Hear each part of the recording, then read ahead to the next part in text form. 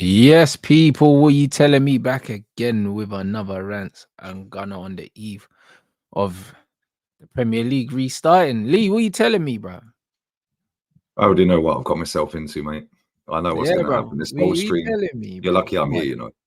I hear it. Come on, bruv. Listen, remember we said, Ah, I think was it us we were speaking, and I said I reckon that Arteta already signed the contract time ago.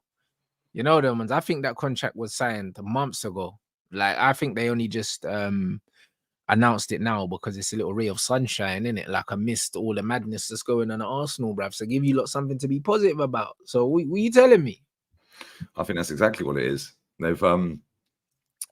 They've basically just covered the fact we've had a shocking transfer window and that Odegaard's out, and 5 days later they still can't tell us how long he's out for. Well, I don't care how much the swelling is. Yeah, this is a football club worth about 2-3 billion quid. You're telling me they ain't got the best doctors available. You're telling me they ain't got the best technology available to be able to do a scan on his ankle and tell us how bad the injury is, no matter how bad the swelling is. What did they say? They said that the swelling was so bad that they couldn't check. No, they said they need to do more tests. He's fucked then. That's what that means. Yeah, well, they're saying he needs to do more tests. And then in the very next breath, yeah, he's sitting there saying that, well, I'm not ruling anyone out with 48 hours to go. So now he's trying to gaslight people into thinking Odegaard still could potentially play the game. Bro, this club is a scam. He's fucked. He's out for 3 months, much mate. Swelling, yeah, to even, bruv, if there's too much swelling to even do a scan on it, bearing in mind the inflammation phase is like the first 48 hours, maybe to 72 hours. If it's still inflamed after 72 hours, that means it's fucked. That's what it means. Let's assume it's not inflamed. Why do I need to do more testing? But there's no test. It should be a scan. Like after the first 48 to 72 hours, they should be able to scan it. But they did after the game, after he did that injury, yeah, he had an MRI scan and an ultrasound before he got on the plane back to England. But they probably said that there's so much swelling they can't see the extent of the damage. That means it's multiple things. Yeah, so then when he got back to England, they would have done another ultrasound and another MRI scan. And then we still don't know. Then in between that, they've now dropped Arteta's contract. He's out for months, mate. And they don't want to tell us. Out for months, bro. He's at least 3 months out. Well, I reckon he could be out for 9 months, you know, because if they've done an ultrasound, he could be out for the season. He could be out for the season. He could be pregnant, bro. He's had an ultrasound, didn't he? He's got twins. No, real talk. I'll be real, yeah. I saw it, yeah. I saw the injury, and I said he's fucked. I can't remember what stream it was. Yeah, I did as well. And then someone said to me, 3 weeks. I said, bro, it's gonna be more like 3 months. Man's talking about 3 weeks.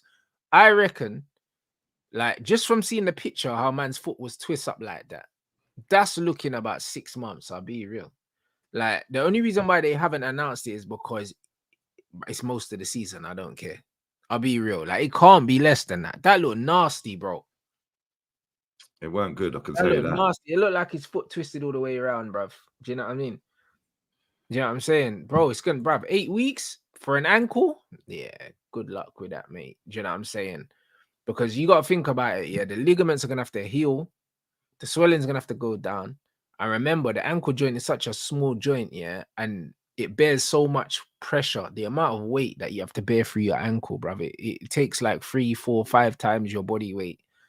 Bruv, this guy's out for time, bro. I think if he's out for 3 months, you've done well, you know. He could be closer to 6. I think he's out for at least 3.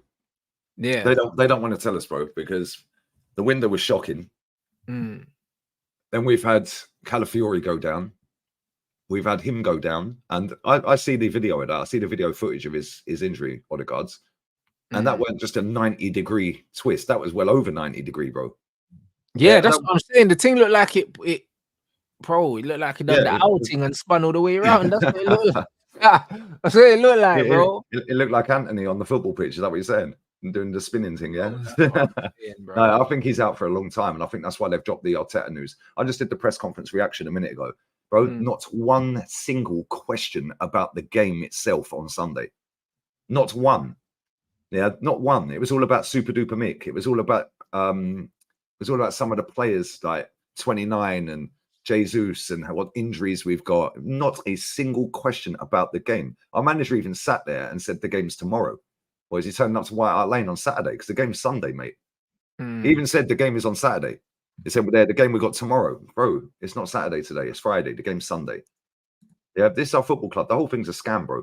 Yeah, and I'll tell you something. Yeah, he sat there and was asked, would you have ever? Is there any other club you would have left for? Did it come into your mind that you were going to leave and all of this and that? And he said, no, this is the only club I can see myself working at. And something The along. passion. It's the passion, bro. He's trying to keep the fans on side because he knows you man are royally screwed, bro. This is the diversion thing. This is what this is. This is the false flag, bro. This is what it is. And then hopefully on the back of some good news, they'll announce how long Odegaard's out for. Yeah, if we beat Spurs, they'll tell us. Yeah, that's it. That's what will happen if you beat Spurs. If you don't, they'll long it out. They'll long it out, and then what they'll do is they'll try and find a replacement. Apparently, you lot are getting linked with Rabiot now as well. So you know what I'm saying? Yeah, we are, but we've been linked with Rabiot. Like, I'll take Rabiot, but the fact is, you lot are being linked with him now, which tells me that you lot probably just jumped in the race because you know my man's fucked. And Marino's out as well. Yep, Marino will be out for about 3 months. Yeah, Marino will be out for about 3 months. He even said in his press conference when he was asked about Marino, they totally contradicted himself. Yeah, let me get the exact quote up. It totally contradicted himself from one sentence to the next. Yeah, and it was like, why does nobody call this guy out? Like, honestly, they don't call him out on his rubbish, bro. Yeah, where is it? Press conference. Every word from the press conference. Here we go. All right, Marino. Where are we? Oh, here we go. Mikel Marino. Right. He said it's better. It's a slow process because it's a bone and it takes a while to heal. He's progressing well, but he's already doing some stuff. What does that even mean? Where's the bone? What did he do? Shoulder. What did he fracture? It's a bone in his shoulder, so it's not shoulder ligament. No, it's a bone. Yeah, then check this, yeah. Whether he'll be back before. How did that happen? I thought they said someone landed on him. How the fuck did he manage to fucking fracture? He tripped over the dog in training, probably. A bone. He then said this, yeah. They then said, do you think he'll be back before the next international break, which is what, a month away, yeah? We don't know. Listen to the contradiction here, yeah? He goes, we don't know. It's very difficult to understand the healing of a bone. Yeah. Very next thing he says, I think at the moment he doesn't have a lot of symptoms, so you can speed it up very quickly. You're talking about symptoms, mate. It's a bone. Yeah. That's what I'm saying. This guy is a serial waffler, bro. And everyone's just in awe of him because he says a lot without saying anything, but he makes it sound sexy. It's like, if he's saying that he's not in pain or something like that, if I can't feel pain, that's usually my body telling me that it's okay. You know the one. So either it's okay or it's not okay. Do you get it? Like, when he's saying he's doing a lot of stuff, what does that even mean? But what kind of stuff? Do you know what I'm saying? Like, what is he doing? He can't be doing any gym work. Yeah. Like, what is the stuff he's talking about? Is he training? Is he not training? Doing a lot of stuff doesn't mean shit. If he's doing rehab, that's usually what you do when you have an injury. But that's got nothing to do with his availability to play football, bro. So it's like, they should still kind of know where he is, bro. Like, I just refuse to believe, that these men don't know where these players are. They're not telling you because it's not good news, Lee. Yep. It's not good news at all, mate. Odegaard's out for 3 months, I reckon. Marino will be out for a good couple of months. Yeah, and then not only that, when they both come back, it's going to take a while for them to get back up to speed. Because let's be real, Odegaard can't be doing any training whatsoever until that's properly sorted. Yeah, so then his body's going to be a little bit weaker. He's not going to be able to do any gym work. Yeah, and neither will Marino. Yes, and then both of them have got to then get back up to match fitness as well. Yeah, and physical sharpness, physical fitness. Yeah, we're not going to see them two for time, mate. Yeah, and if we go and get Rabiot in, which would that would kind of confirm that as well, because he's a free signing. He's a free signing, and I think you lot are more likely to pay the wages than us because your wage bill's kind of a bit of a shambles anyway. So what difference is it going to make paying another player 200k or something like that? Like, we're not going to pay that. So I don't know. It's all looking mad, bro. With Marino and Odegaard out, if you do go and sign Rabiot, that almost confirms they're out for time. That these men are both out for a long time. Do you know what I'm saying? So, and if Marino has, like, for instance, they're saying it's a bone. So if it's his collarbone or something like that he's fractured, he's going to be out for a while. Yep. So the fact that they're saying it's a bone, but you still haven't told us what the injury is, bro. Because if they tell us what the injury is, we can just Google that shit. Yeah. Do you know what I'm saying? And that's why they're not telling you, bro. It's not good news, bro. I'll be honest. It's not good news at all. No, it's not good. It's not good. But this is what this club do, bro. And then he's sitting there saying, "Oh yeah, we would have liked to have had a few more players, but we got the squad that we've got. We've just been unlucky with injuries." Bro, we had 23 individual injuries last season, which is, I think, the third lowest or the second lowest. Yeah, in the league. We've already had 6 this season, and we're 3 games in. Yeah, we're fucked this season, mate. Yeah, I've been telling everyone all summer, and everyone was saying, "You're negative, you're toxic." Okay, well, see what happens, innit? Yeah, come see me in May. Come see me in May, innit? Judge in May. Yeah, but you know what will happen? Yeah, if we don't win the next 2 league games, yeah, we're done. Yeah, so then what will happen is he's going to have to take the FA Cup seriously or the League Cup seriously. But in his head, he won't, because he'll still believe that once he gets some of these players back in, we can catch up the difference. And also, he'll believe that the squad is too small to compete on several fronts. Yep. Do you know what I'm saying?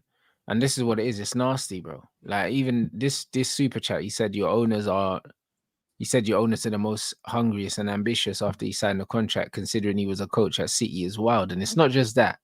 He said, yeah, that he would have liked to have more players in. So if you had the most ambitious and hungry owners, would you have not had them players you wanted? Exactly. Not only that, he actually said they're the most hungry people he's worked with in football. And he's worked at Man City with Pep and the ownership at Man City. The guy is a pathological liar, mate. Like, honestly, he's a serial compulsive liar. Yeah, and people fall for it because he's now covering the board. He's now covering the ownership. Well, didn't we go through this with Wenger? He's now getting paid 7 million a year, more than Wenger's highest ever contract, by the way. He's on 18 million a year on that contract. 18 mil, bro. He's on 2 million less than Pep. Damn. He's taking the mick, innit? And people think, bro, people think I'm some kind of raging weirdo when I'm saying all of this. Bro, what has he done to deserve his 3rd contract at this club? This is his 2nd renewal. He's had 3 contracts in 4.5 years. What has he done to warrant? He should never have got the job in the first place. He gave you good times, Lee, man. You know what I'm saying? Nothing, bro. He's giving me an FA Cup and that's it. He's giving me an FA Cup. City, bro. 18 million quid. And do you know what?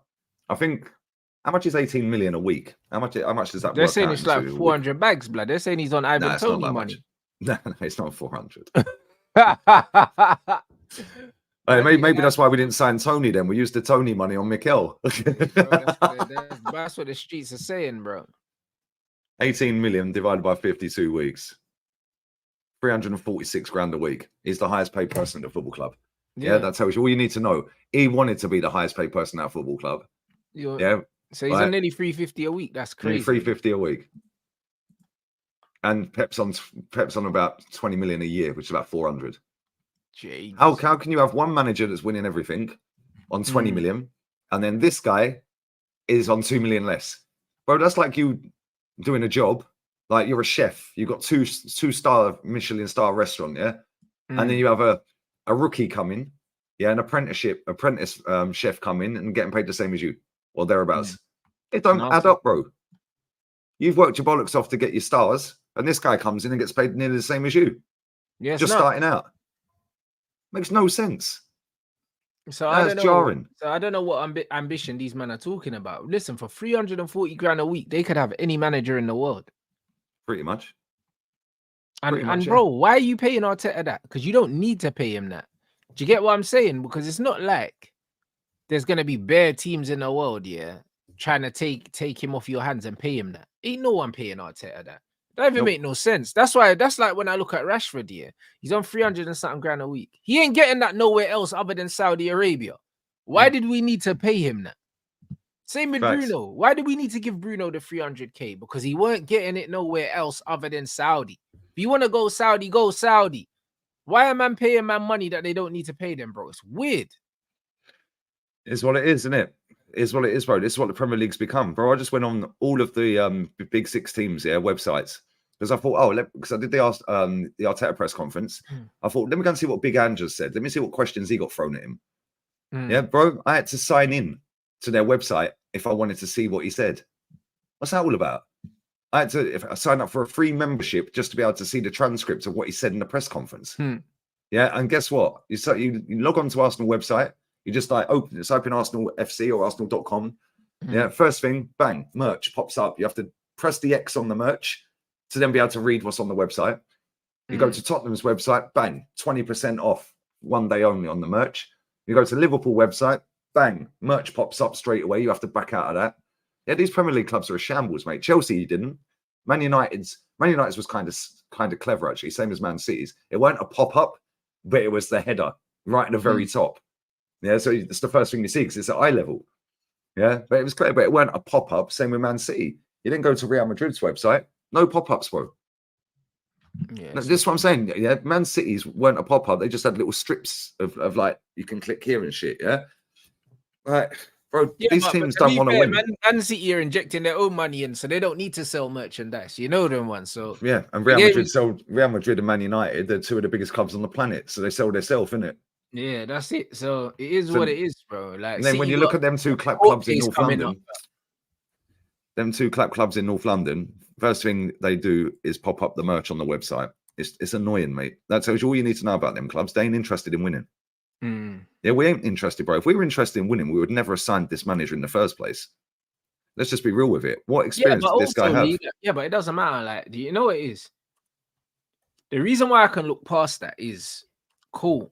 Even if Arteta was meant to be, even if Arteta was meant to be the bridge, the guy that takes you to a point where you feel like you can compete, that's fine.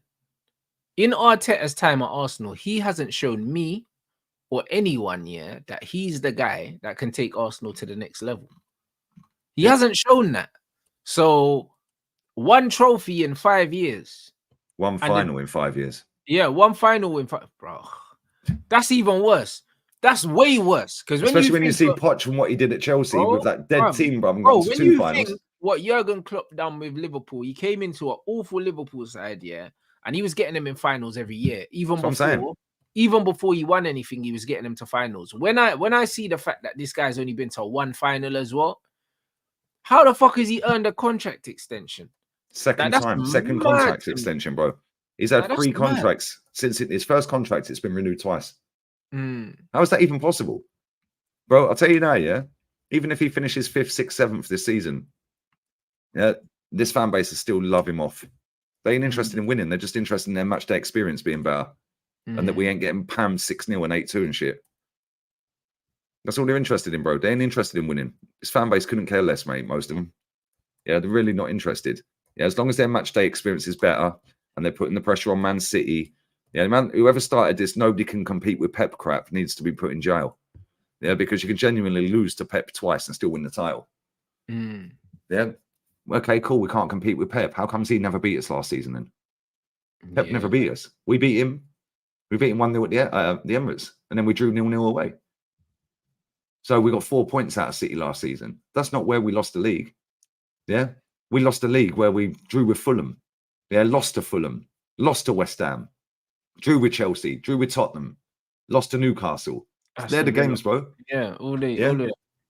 Yeah, when people say you have to be near flawless, what a load of rubbish. Yeah, we both dropped points in 10 games each last season. We drew 5 and lost 5. They drew 7 and lost 3. Yeah, don't have to be near flawless. Yeah, I was having this conversation the other day, about people were saying, oh yeah, but the points tally is a lot higher now. It's a lot harder to win the league now than it was back when Man U and like Fergie and Wenger and all that. I said, that's complete rubbish. I said, the quality of the league's got worse. That's why the points tally's higher. Yeah, the quality of the league is a lot worse. Look at I said this on Tuesday, innit? Look at Norwich. They had Darren Huckabee in their team. He was a baller. Yeah. Everton had Fellaini arms and elbows and Tim Cahill. Yeah, that Barclays Everton team was, oh my days. I used to hate going. Stephen Pienaar and them, man. Like, do you know what I'm saying? Like proper players, Right, then you go to Derby County when they were in the league. I know they weren't great, but they still had Paolo One-Shop who could run around the whole team like he did at your lot. Yeah, do you know what I'm saying? Every single team. Yes, Rocky Santa Cruz. You could go and lose to Blackburn. Yeah, Rocky Santa Cruz up front. Damien Duff was at Blackburn at one point. Like, do you know what I'm saying? Joe Cole at West Ham, Lampard at West Ham before they went Chelsea and that. Yeah, West Ham had a team. That's what I'm saying, bro. Now look at these teams. Yeah, to be fair, if you're a decent team, you should be beating most of these teams, really. You should. Let's be honest. United, I don't put in that category yet. No, but back then, you were so good, but you could go and slip up at Southampton because Matt Letizia could bag a hat trick. Yeah, facts. Yeah, No, it could happen. You could go to Bolton and JJ Okocha run rings around everyone. Hmm? Yeah, do you know what I'm saying? Hey, Jorka. you lot used to hate playing Bolton. Fucking Big Sam's Bolton did my nutting, bro. Yeah. They used to have you lot's number, bruv. They used to. That's what I'm saying. If we played the lesser teams in the Premier League now, we're wiping the floor with them. Majority of the time. Yeah, back then, every game was a tough game because there's a banana skin at West Ham, a banana skin at Blackburn, a banana skin at Bolton. Yeah, there ain't any more. We go Sheffield United, we'll pound 6 past them. Yeah, comfy.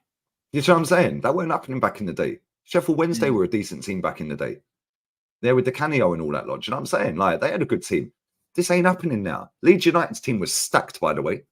Even Swansea and teams like that, bro. I remember Swansea. Yeah, bro. Like they have Dyer and them man there, bro. Used to. Yeah. You know what I'm saying? Or even Sunderland could be a tough game. Kevin Phillips. Yeah. Yes, that's what I'm saying. It's different now. I'll be honest. You should be beating most of these teams. But that's why the points tally's got a lot higher now. Because back then you couldn't get 90 odd points year in, year out, or 89 points year in, year out, because you would slip up on 3 or 4 or 5 games comfortably. No, you're right. Yeah, long throws and that Stoke, the lap throwing at 55 yards into the box causing panic. Even Coventry were a problem. No, you're not lying. You're not lying. You're right. There was a lot more quality and depth, in the league as a whole. You know what I'm saying? And the league as a whole, and a lot more individual quality. And because it was less system based, it used to be harder to beat certain teams because you almost had to go bullet for bullet with these teams, innit? And sometimes if your aim was a bit off, you could end up losing the game. Now it's so heavily system based. There's just certain teams that just don't stand a chance against certain other teams. They just don't stand a chance because stylistically it just doesn't translate. Not only that as well. Yeah, the teams that were in the Premier League, because the money was less, they actually tried to have a go. Yeah, whereas now the money's so big, we're getting relegated. They don't care, bro. Like they can get relegated and earn more than the La Liga champions. But there's so many reasons. There's so many reasons, bro. Do you know what I'm saying? And you're right. And you'd go to these places and it was like they'll try and make it hard for you, even if they knew that they couldn't win. Now, everyone in the league's trying to play football. Like, look at Burnley under Company. Like, they tried to play football and were getting smoked every week. But they were trying to play the right way. Back in the day, man didn't want to play Burnley because they weren't trying to play the right way. They were just trying to get the points. They were just trying to get the points, innit? And this is just exactly what it was. So you'd go somewhere and you was in for a horrid time, innit? And it could Stoke away, Burnley away. Yeah, it could result in you dropping points. Yeah, even Newcastle. Yeah, big up Reeve in the chat. Newcastle, they had Tino Asprilla, Nobby Solano. Yeah, they had decent players. They had Shearer. Yeah, Newcastle was difficult to go to. You knew Newcastle would never challenge for anything. You know Newcastle would never challenge for anything. They'll never win anything, but it was always a difficult place to go. And they always tried to play football. Yeah, it was always a difficult place to go. So, and you knew on their day they could go and tear Barcelona up, which they did. Asprilla bagged a hat-trick against them, didn't he? Barcelona team, a stacked Barca team. Yeah, Pape Cisse in that. Yeah, they had some good players, Newcastle. Check Tiote as well. I remember we went there and we were 4-0 up and drew 4-4. And that was with Van Persie in that. Like, we were 4-0 up at half time, I think. Yeah, and we drew 4-4. That's what I'm saying. You don't do that now. If you go 4-0 up, you ain't drawing 4-4 anymore. Very, very, very, very rare. It's not that. Yeah, it's not that kind of. Yeah, you're right. Look at the other day. Yeah, Everton were 2-0 up, bro, and they lost 3-2 with 5 minutes to go. There were 5 minutes to go, 2-0 down. Yeah, who was it they played? Was it Bournemouth? I think it was Bournemouth. They were 2-0 down against Everton. 3 minutes to go. 5 minutes to go. They won 3-2. You ain't seeing that off back then. Yeah, you ain't seeing that. Well, sorry, you'll see that back then, but but you don't see that often now. You don't see that often now as well. Yeah, you don't see that often now. If you're 2-0 up with 5 minutes to go, you're winning the game. Yeah, it might just pass you off the pitch and just see the game. Back then it was different, man. It was different because that used to happen all the time. Yeah, you used to see some crazy, a lot more crazy scorelines. Look when you lot were 3-0 down at half time against Spurs and slapped 5 in the second half. Yeah, that was crazy. It was definitely a lot more common. Like I used to watch United a lot. Yeah, we'd go in at half time losing, and I knew we would win the game.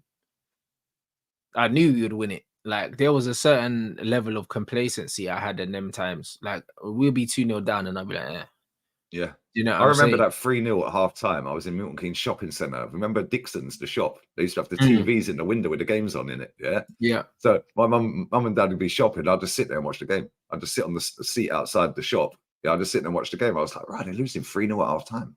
Mm-hmm. Yeah, now I just sat there and see them absolutely fold in the second half. You lot slapped them second half, man. Yeah, cook them. Yeah, mad, absolutely mad. But yeah, you don't really see it anymore. You don't really see it anymore. It's like it's an anomaly now.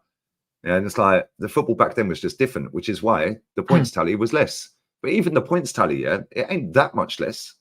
It's not. Back then. It's what? It's less than 10 points most of the time. Yeah, you lot were winning the league on around what 70 odd. Late 70s. Yeah, 78, 79s.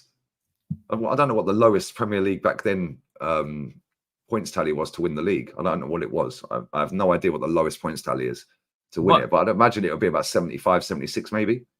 Yeah, but there you go. And now it's still like late 80s, early 90s. Do you know what I'm saying? On average, it's probably like like 9 or 10 points difference. Yeah, which is 3 games.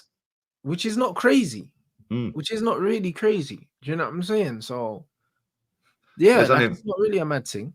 No, it's only about 3 games. Man City won the league on 86 points 2 years ago. Or 3, yeah, 2 years ago. 2 years ago. They won it on 86. So there you go. Yeah, last year they won it on what, 89? Yeah, so it's not the maddest. It's not the maddest. 75 is the lowest. And that was Man United in 96. No, you're right. And the thing is, if you actually go back here, people in the chat, if you can find this out, yeah, when Blackburn won the league, how many points did Blackburn get? I'm pretty sure they touched late 80s. I'm sure they did. I'm sure Blackburn got late 80s that season. I may be wrong, or mid 80s. Yeah, but this is what I'm saying, bro. Like back then, yeah, you didn't need to get 90 points because you couldn't get 90 points, bro. Yeah. You couldn't get 90 points. You had a banana skin at Southampton. You lot used to fucking struggle against him every time. We used to struggle against Bolton. And then when we played each other, bro, even the season that we won, the last season we won the league, bro. I think we were 2-0 down to Southampton, bro, when Van Persie scored a hat-trick. I think we were 2-0 down. There you go. Do you know what I'm saying? There you go. Was it 92 points? Did Blackburn get 92 points? I don't know. Some people are saying 89. Some people are saying 92. But either way, look at that. Even if it's 89, it's 89. Yeah, that's what Man City won the league on last season. Did anyone sit there back in the day going, "Oh, you have to be near perfect to beat Blackburn"? They didn't, did they? No, that's it. Oh, big up. Man said these Twitter mutants watching the Barclays comps and saying football fell off, but they're hyping up the same scrubby players that are the reason it fell off. Nah, it's facts. It's facts. Do you know what I'm saying? Most of these people that support these clubs, yeah, supported them in the Barclays era. And why is that? Because they were winning.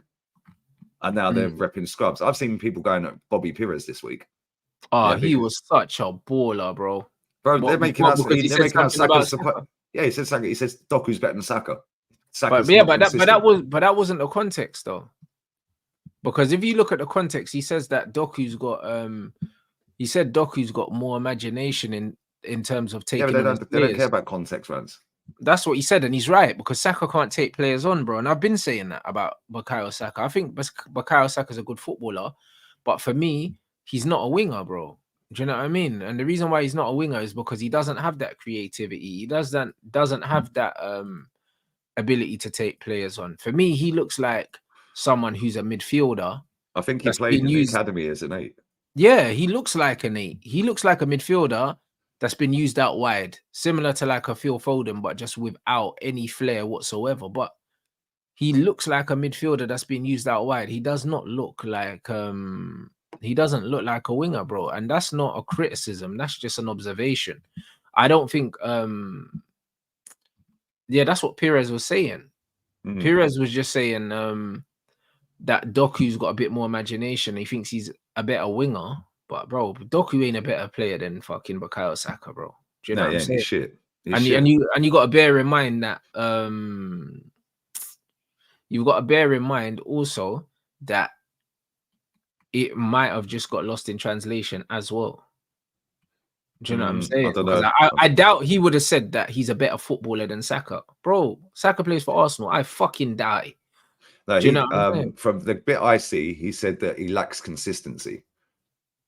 He does, but then what happens is these mutants come out with his GA, right? His GA stats, right? And then even the Premier League, the Premier League account. No, was it Premier League or TNT? Some massive account Might have been the Premier League, one of them, posted out Saka's stats for the last 3 seasons. Yeah, saying like blah blah blah, just waffling, trying to gaslight it because it's what they do, bro. Yeah, so now they're trying to get all the farming interactions from Arsenal fans. Yeah, like it's jarring, bro. Yeah, because Saka is an average footballer, but he's consistently gonna get output every season because of the system. Yeah, but his actual level of performance isn't consistent, bro. Like when he played for England, he was shit, bro. Like both games. We see that every week at Arsenal, bro, and then he'll slap a goal and all's forgotten. Or he gets an assist. But this is the problem. But I just think that this is why I like, this is why I like having a community where we can sit down and we can have a conversation in the long form. That's why I don't appreciate being clipped. I don't appreciate it because conversations without context, you can literally make it look like somebody said something that they didn't say.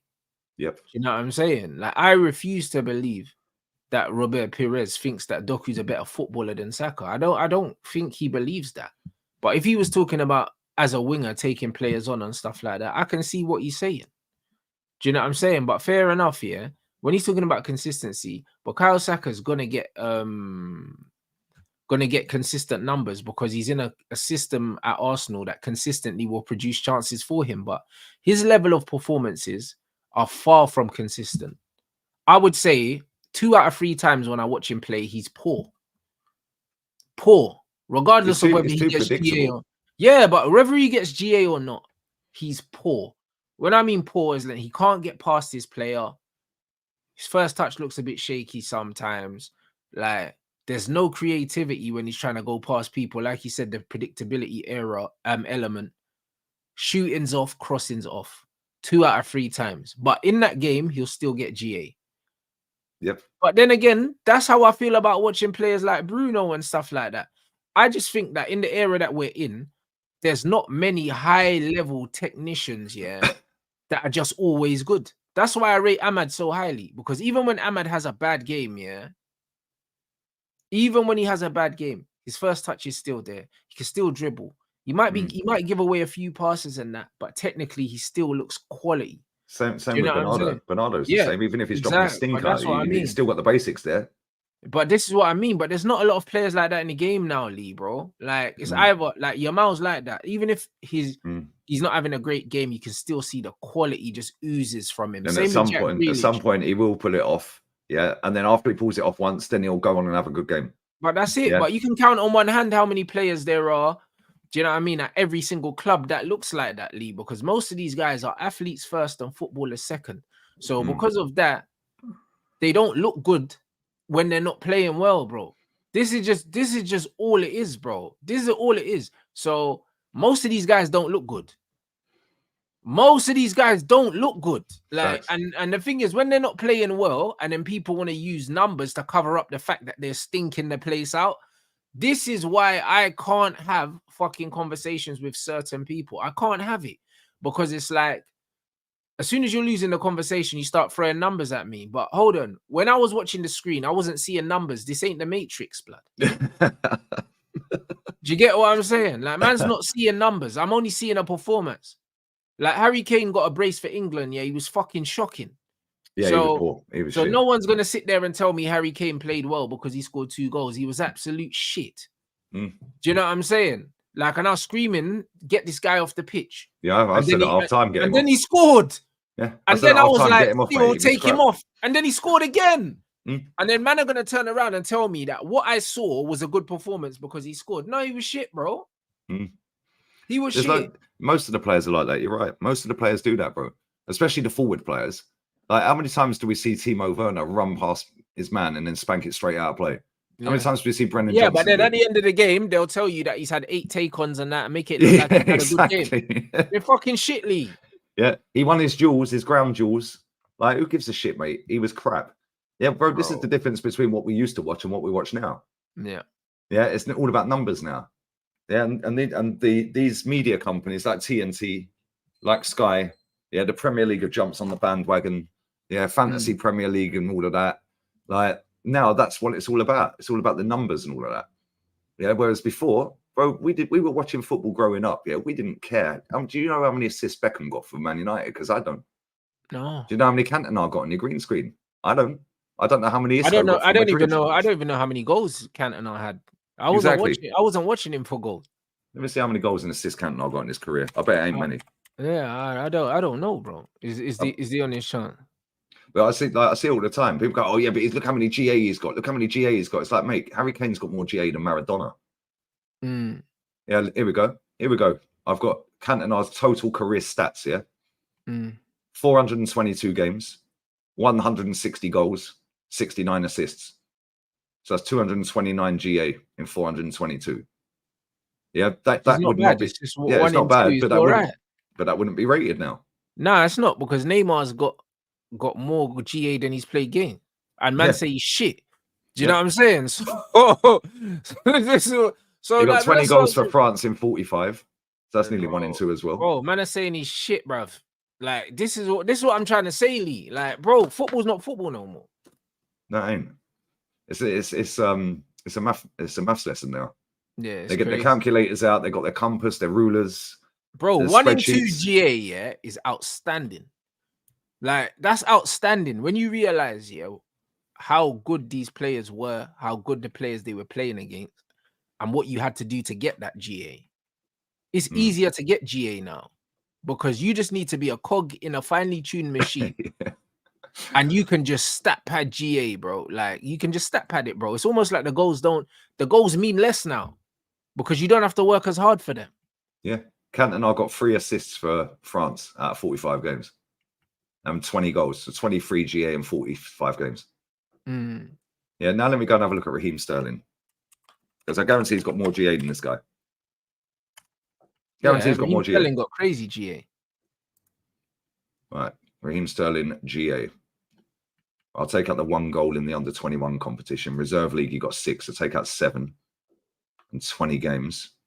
Premier League 2, so take out 8 goals and 21 games. So 550 games.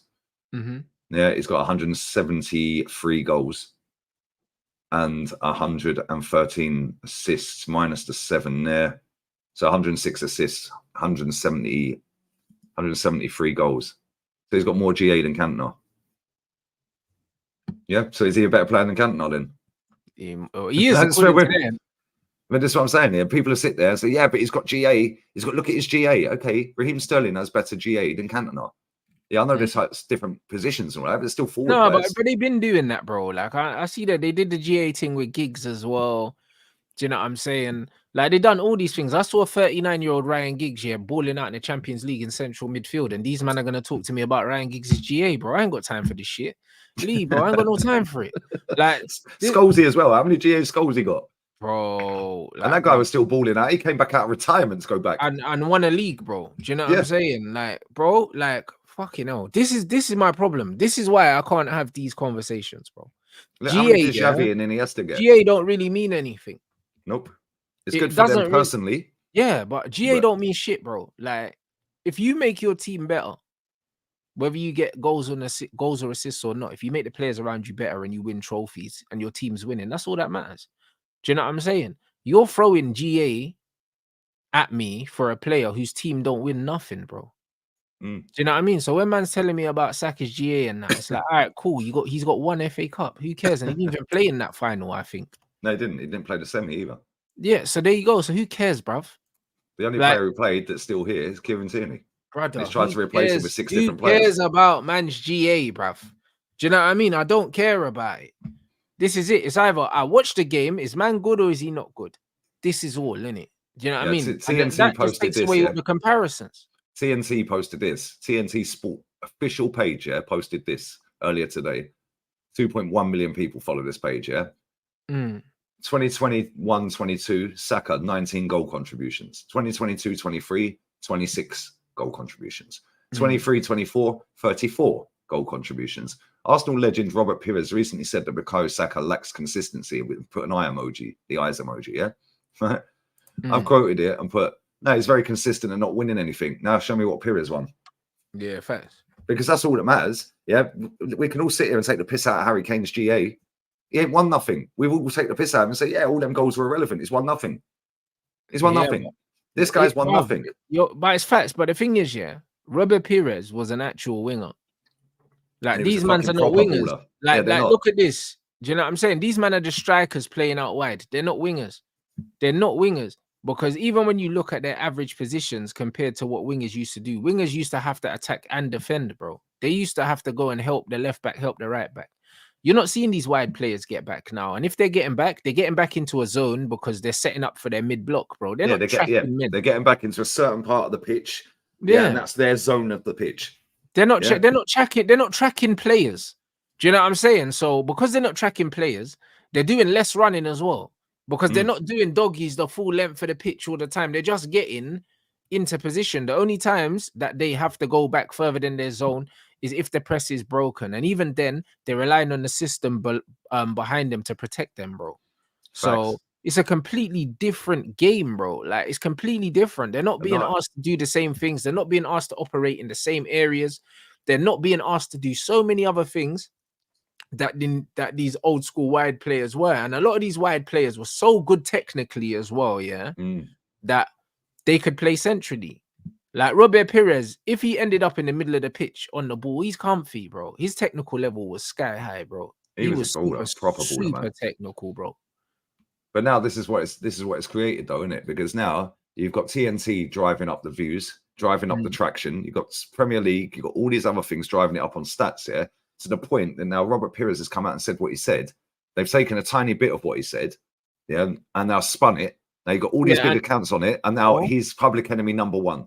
Bro, amongst your own fan base. And that's what I mean. It's a joke. Like, and they're rating Saka over Pires. Brother, Pires was different. You know, bro, he was so good.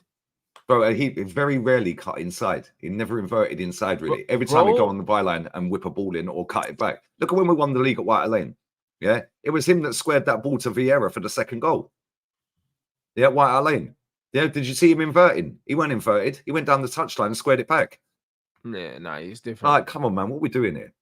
Yeah, what are we actually doing here, bro? Like, this is where we're at. Yeah, I see a couple of accounts the other day, like big size accounts or saying because Manu Petit said that the not buying a striker in the transfer window is a complete failure, right? So he's now public enemy number one. He calls Arsenal out all the time, bro. I love him. Yeah, he's one of the only legends of our club that says it as it is. Yeah, so now all these top gooners are saying we need to get a petition together to ban Bobby Pires and Manu Petit from the stadium. It's like Pires stays cooking your fan base, though. Yeah, so does Petit. Petit cooks the whole club, bro. Every time Petit don't speak often. He's on TV a lot, but he's covering games for beIN and stuff. Yeah, right. But he cooks when he says something, bro. He rips this club to pieces. They hate him because they want to silence anyone who goes against what the narrative is. No, but I like that though. I like that though, but it's the same even with us because you had more foreign players than us in that era. That's what it was. Do you know what I'm saying? So they're more outspoken because our foreign players tend to be more outspoken. The English players that play for our club are a disgrace. Yeah, same. Yeah, like they're a disgrace. None of them say what they're supposed to say. None of them. Do you know what I'm saying? No. Only Owen Hargreaves, and technically he's not really English. Even though he played for England. Do you know what I'm saying? Only Owen Hargreaves. Other than that, everyone calls it how it is. Jaap Stam said that our manager needs to leave, and he's Dutch. Do you know what I'm saying? Van Persie knows man are not levels. Hargreaves calls it out. Do you know what I'm saying? Too many man call it out, but these English guys, bro, they man are sucking it off. Even Eric Cantona's had enough. So it's just I don't know, like it's just one of them things where. But when you played for a club, in that era where you were successful, you should take it personally when there's shit. Bro, I'm gonna find this clip real quick here. Let me see if I'm not sure if I clipped it.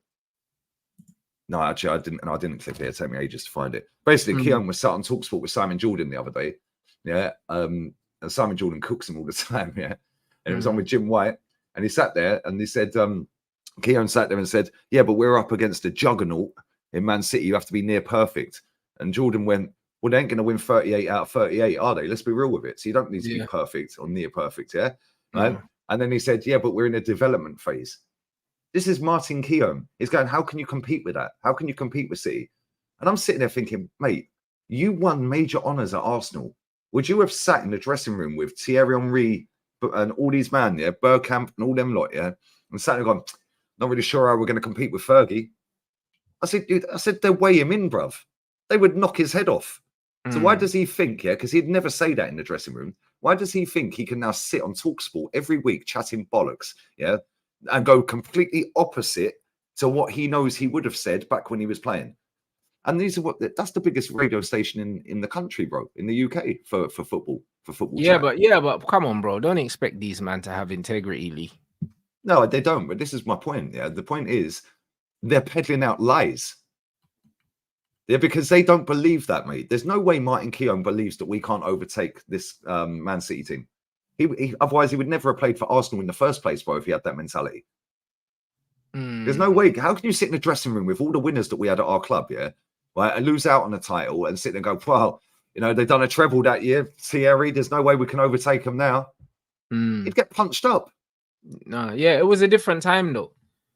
Yeah, but football's still the same game, isn't it? You still had the better team, you had the better manager, the bigger stadium, the more money. Well, that's everything Man City got. When I say it was a different time, I mean the mentality. Like, it wasn't as cool to be a loser or a victim in those times. But the world's done a full circle now. Do you know what I mean?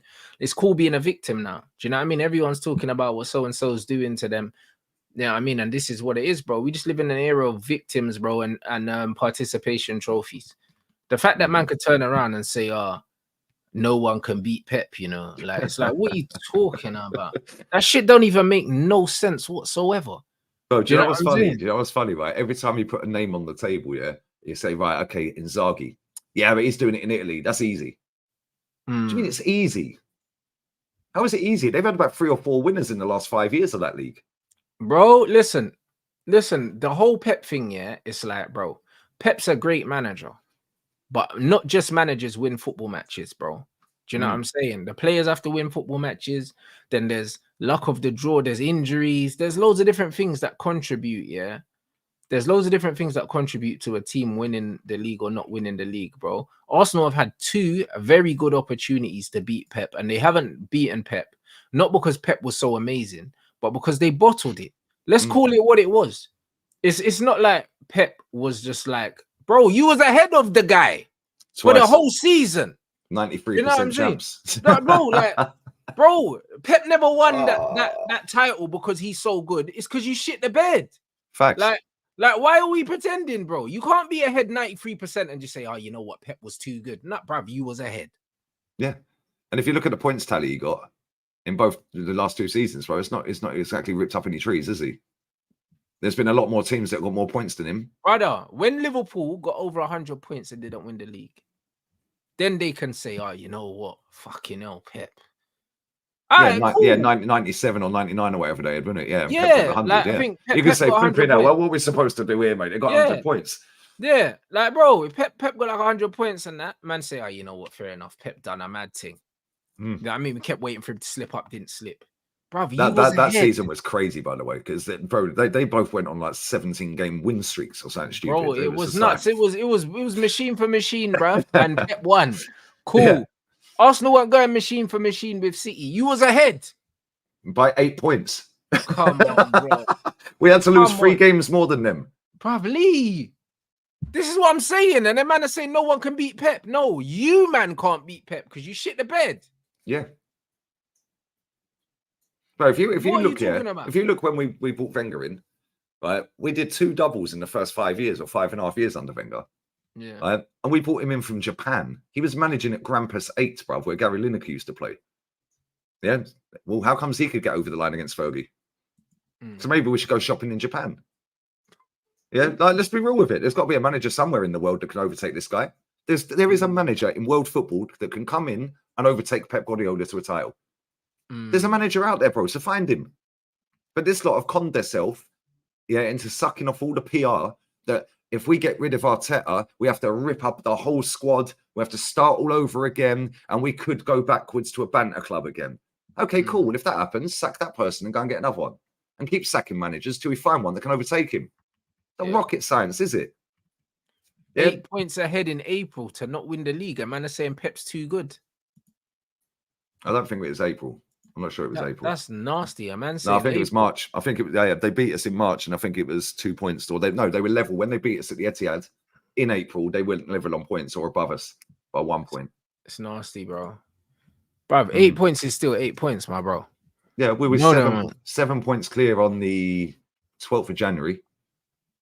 12th of Jan, we were 7 points clear. Our CEO is now left. Yeah, sat on Sky Sports on the 12th of January when we were 7 points clear, saying the aim for the season was top 4. He literally said that live to a camera, bruv, on Sky Sports. And we were 7 points clear. That's all you need to know about this football club, Rants. This ownership don't care, mate.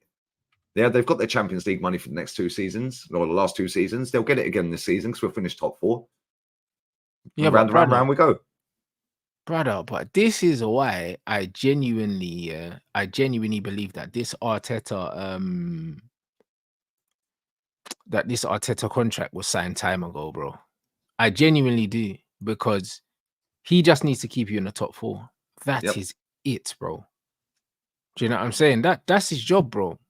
That's his only job. His only requirement is to keep you guys in the top 4.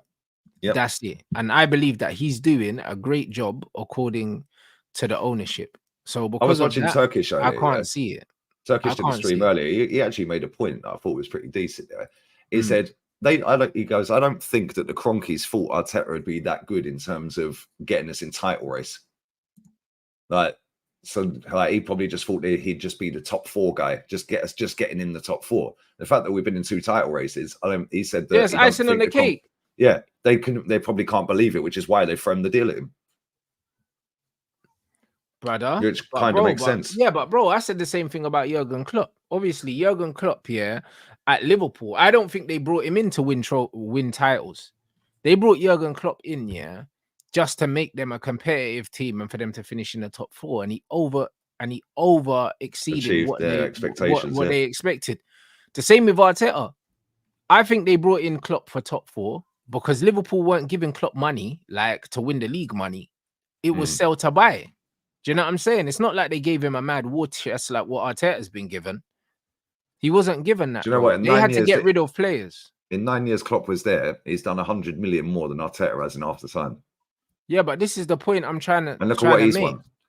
This is what I'm saying. So I believe that Arteta was just brought in to do the rebuild and make you look respectable. That's what he was brought in for. So the fact that he's failed in our eyes, he hasn't failed in the eyes of the owners, and that's all that matters.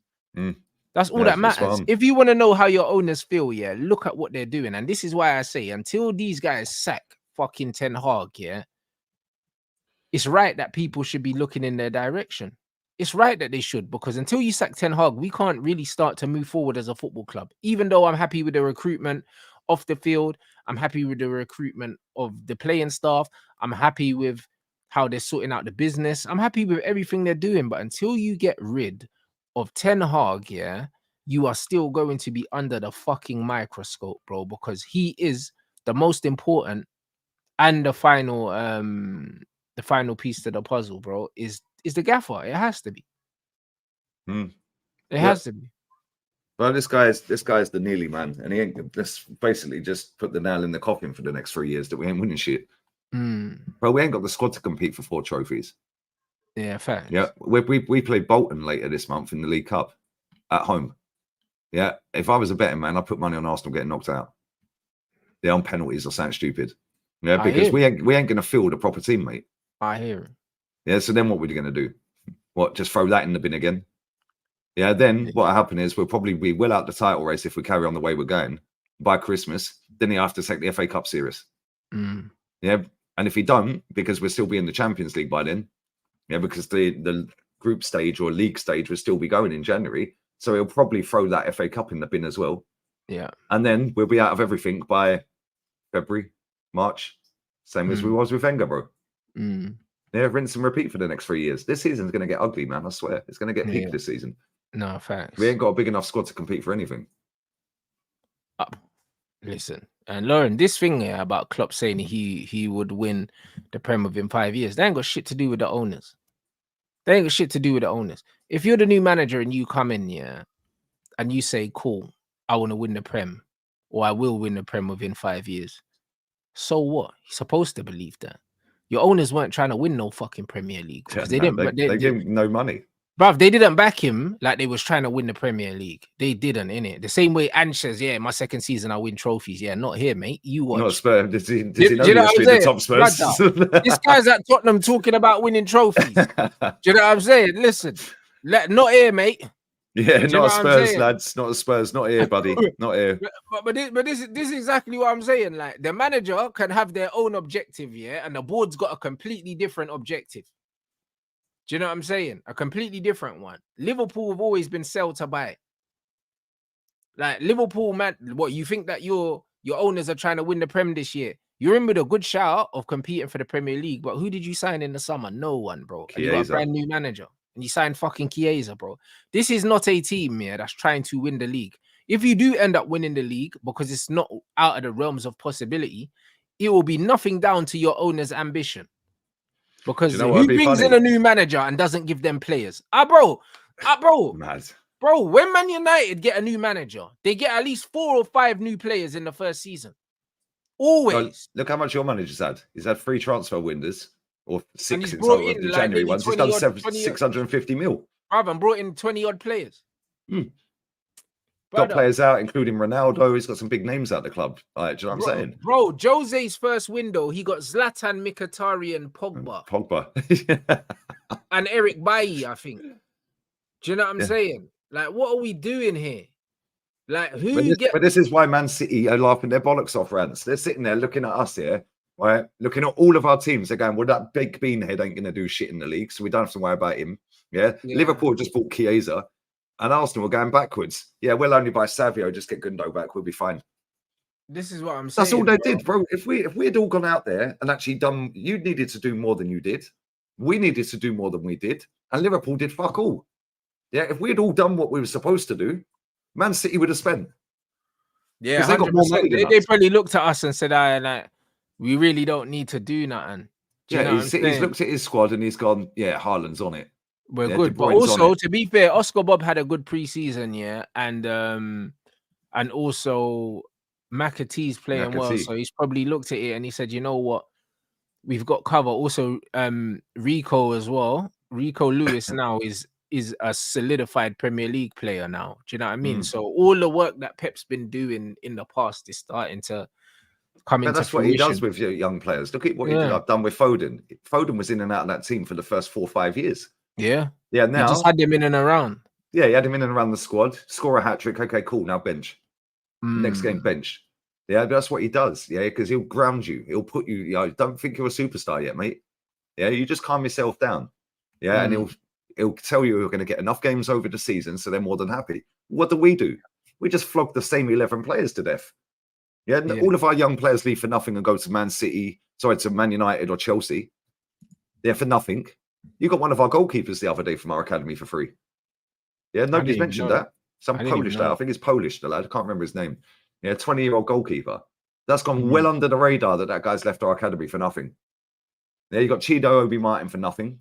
Yeah, we gave Chelsea Amari Hutchinson for nothing. They then flogged him the following year after 49 minutes of football for 28 million. Like, we could have had that 28 million. Sign him up to a little contract, play him a few games, and then bin him. Right, but we don't do that, bro. Yeah, you lot don't do that. Yeah, you throw your academy players away for free or for next to nothing normally. Same as us. We're starting to make money on them now, though. Do you know what I mean? We started doing it under the new regime. And this is why I say, off the field, this regime is showing me that they're trying to win something.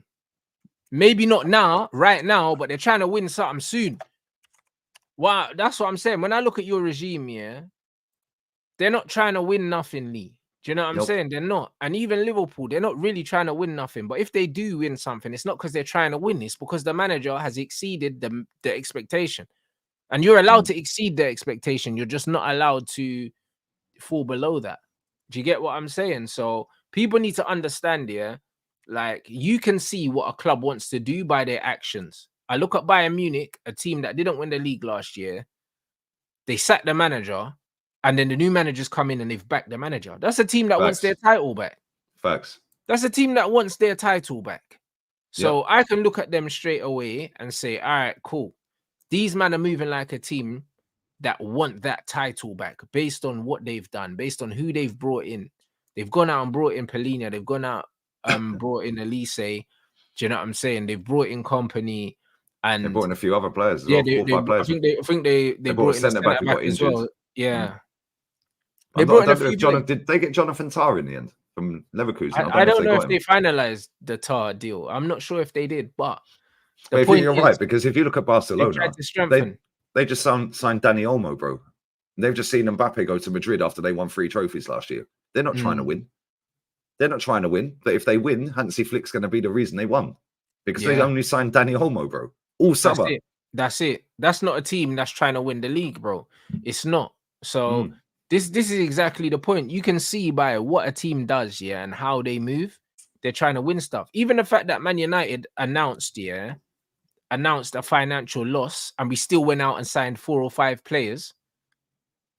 That shows that we're trying to get better. Because, bro, what's the point in balancing the books and not bringing in any players, bro? Like, fuck that. You know what I'm saying? We're trying to at least get better. Because they could have easily said, we've got no money. We need to balance the books. We're just going to keep everything the same. And then people would have complained about that. Yeah. They would have complained. They would have said, oh, like, we just got some accountants in Glazonomics. Do you know what I'm saying? Bro, that's what they would have said, bro. And then we've gone out and we've brought in 5 players. And cool, we've announced the loss, and now man are complaining that we're in debt, bro. Make up your mind. What do you want to do? Every club's in debt. Brother, these people are so dense, it is unbelievable, Rants, yeah?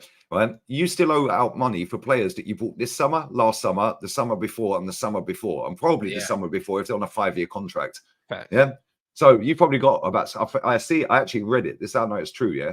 I think you've got about 600 and something million outstanding in payments to clubs for players that you've signed from there. Makes sense, yeah. Yeah, we'll have the same. We still owe Declan Rice money. We still owe 33 mil on that. Yeah, plus all the other players we've signed. You have to pay the installment on that. That's why when people are like, oh yeah, Arsenal got bare money to spend, brother, you paid for your goalkeeper, and like you said, you've still got the installments from the Havertz and the Rice, and those were two big signings. And we had to pay 33, and 33 for Rice. So we got 33 mil left to pay. So we've had to give out 66 mil to West Ham in the last 2 summers. Yeah, then plus the money for 29. Well, that ain't going to be some little 2 million thing. That's going to be about 20 million. That'll probably be 20 million, right? Or 10, 15, 20 or something. Do you know what I'm saying? We had to pay out a lot of money this summer. It all adds up. That's all debt on the club. We owe that. That's got to get paid out at some point. Yeah, so every club's in debt. Yeah, there's not a single club in the world that ain't in debt. Every club's in debt, bro, because they amortize it over the length of the contracts. No, I hear it. Amortize it over the contracts, isn't it? So we probably owe out the best part of about 300-400 million. Yeah, but about 5-6. But exactly. But the point is, everyone owes bread. That's not an excuse to not be trying to improve the squad. And that's not an excuse, and that's what makes it even worse for our clubs. Yeah, the fact that we don't actively sell our players properly. Then from the youth academy, because you can compensate for that big payout every year by selling your players properly, which is what Man City do, and which is what Chelsea do. They sell their academy grads for fucking dough, bro. Yeah, but that's because they're better run than us, bro. Like, you gotta understand. I'll be 1 minute, yeah. I need to go bathroom quick, mate. You gotta understand. You see, with teams like Man United, especially, they were so used to being able to bank on their commercial success, to outspend everyone else, that they didn't find another way. You know them ones like Man United are playing catch up, bruv. Like before these new guys have come in, we've been running pretty much the same shit way that we were run when Sir Alex Ferguson was here. So we're way behind. That's why the stadium ain't been updated. The training ground ain't been updated. Nothing's been updated. Because the way we were being run wasn't sustainable. We was just hemorrhaging money, bruv. And we were relying on selling shirts, and having more fans than everyone else to make money. But that shit ain't sustainable. It's not sustainable. And that's why when you look at Man City and what they've done with their academy and how they sell players and how much money they're making for players, we lost Angel Gomez on a free. We lost Paul Pogba on a free twice. Do you know what I'm saying? Like, we stay losing players for no money, bruv. We stay losing players for no money. Man United are one of the worst teams in the league when it comes to selling players. Like, the fact that we managed to make a profit off Dan James was an absolute madness, because we just don't. Do you know what I'm saying? So Man United have always gone around and been talking up their academy and all these things. If your academy's so good, how come you can't sell the players, bro? How come you can't sell the players, bro? If our academy's so good, and it produces so many good players, yeah, then we should be making so much money from the academy. We should be balling. Why aren't we making Chelsea money from the academy? Or making fucking City money? Or even Liverpool money? Why are we not making this money, bro? Why are we not making this money, bro? I swear Liverpool sold Solanke for like 20 mil or something like that. And that fucker hadn't even played. He wasn't even kicking ball in the first team.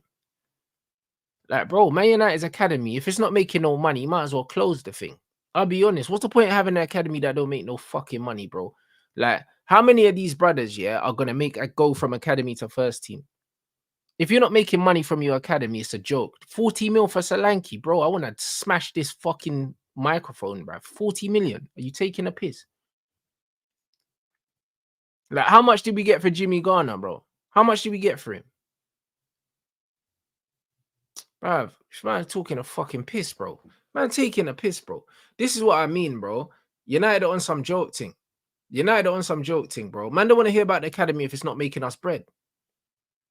And we're only doing this right now. We're only starting to make money, yeah, from the academy now because the new setup have come and they've brought us into the 21st century.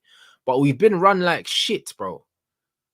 We've been run like absolute shit because our academy produces so many players, yeah, that go on to play football, yeah, in loads of different leagues. We should be cashing in on all these players, like Chelsea are cashing in on these players, like City. City making over 100 million from selling from the academy for man that never even seen their first team. Yeah. This is what you need to be doing, bro. So United are doing that now, but it's taken us 20 odd years to get here, bruv. So now we're playing catch up. Yeah, it's true, mate. It's true. Chelsea and Man City are so good at selling. It's wild. Yeah, they're so good at selling. Like in some of these players you never heard of. You're like, how have they got 18 million? Bro, like even Liverpool, like that Ryan Brewster, bro. I think they sold him 27. Was it to Stoke they sold him or something? Nah, Sheffield United. Sheffield United. I think he's still there. Sheffield United, bro. 20 odd million for that brother. Do you know what I mean? And literally his career highlight is posing in a barber chair with his Champions League. That's his career highlight, bro. And he never even played in the final, did he? I don't think he played any games. No, it's mad. This is what I'm trying to say. Like, it's crazy, bro. I think we lost Brandon Williams on a free as well. Like, bro, we don't get money for our clubs, man. It's state of our clubs. Bro, Brandon how do we Williams, let Smith Rowe go for 27 mil, bro? If that was but Chelsea, at least you got 40. Yeah, they would have got 40 for Smith. They would have got 40 for Smith Rowe.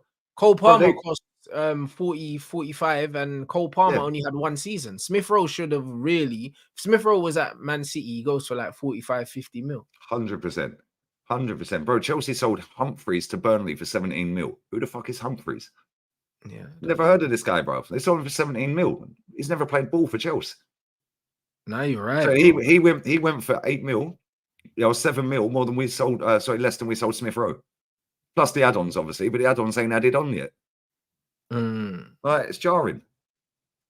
Bro. You sold that Zidane fella, Iqbal, for like 1 mil or something. Yeah, 500k or some shit it was. It's jarring, isn't it? Because if you had all the money we could have got off these players, we would have balanced our books a lot better and we could have spent more. Brother, if we sold these players, because even Brandon Williams, this guy benched Luke Shaw, you know, and he left for free. No way. He left for free, bro. Brandon Williams. What, you trying to tell me, bro? How much did Hutchison go to Ipswich for? 27, 28. And we couldn't get no money. And we couldn't get no money. We couldn't get no money for Brandon Williams. Bro, we let Hutchinson leave for nothing. He played 2 games, totaling 49 minutes, and they sold him for 28 mil. Chelsea have our pants down every year. Every year, because we go buy one of their scrubs, and we're basically giving them an academy graduate for free that they can make money on. Then we go and give them even more money. Brother, how much did we sell Jimmy Garner for, bro? Let me see him. I'm going to get pissed off. So if you think about it, Hutchinson, they've got 28 mil out of that. Add that onto the 65 we paid for that German giraffe, bruv, because that's how much he's cost now. Because we gave him that kid for nothing. Yeah, so now he's cost 93 million, that German giraffe. 93 mil. 65 plus him that you sold for 28. That is jarring, man. Some joke too. Let me see something. Jimmy Garner, Man United. Loan.